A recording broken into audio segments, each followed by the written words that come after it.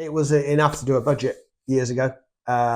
One budget lasted the year, and then most people now have started to reforecast once a year, twice a year, 4 times a year, rolling forecast. That's fairly common nowadays, and the modern forecasting tools allow you to do that. Increasingly, though, what we see is people are doing multiple forecasts at any one time, and there's a number of reasons why people might do that. The first one, a well-worn phrase, a what-if scenario. What if this happens? What if we did this? What would it look like? So what if our raw material cost price rise has a price rise?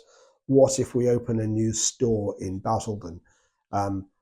What if this marketing campaign gets traction and we get a boost of customers in this area? It's modeling out future potential business directions or potential business risks and understanding what might happen. What if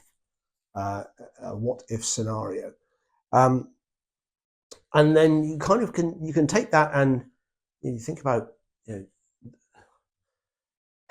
everyone says the world moves so fast nowadays, and it does, and there's certainly more variables that can come at you in a relatively short space of time. There's a number of things that can drive the performance of a business, and they don't change one at a time. They all change together in a not often predictable way.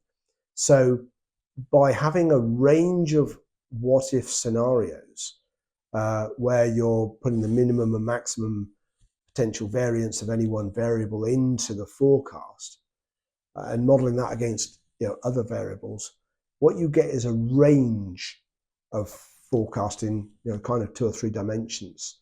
So you see the outer limits of what your forecast might do with a different combination of variables.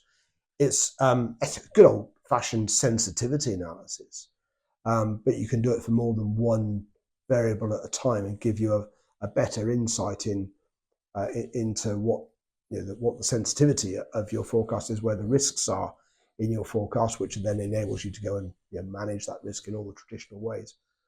And I think it also, almost retrospectively, allows you to consider, for any given set of variables that are applied during a period, what does good look like? A budget will tell you what we thought might happen in March, but what actually happened in March was we got, an uplift in product A by 30%, and we had to close Basildon office, and price rises, were out of the range we expected, and they all happened at the same time. So let's plug those variables in. What should we have got as a good result from that set of outcomes? Sort of like a restated budget, given that. And what did we actually get? Was the actual outcome as good as it should have been, given those inputs? I think that's something we see increasingly nowadays.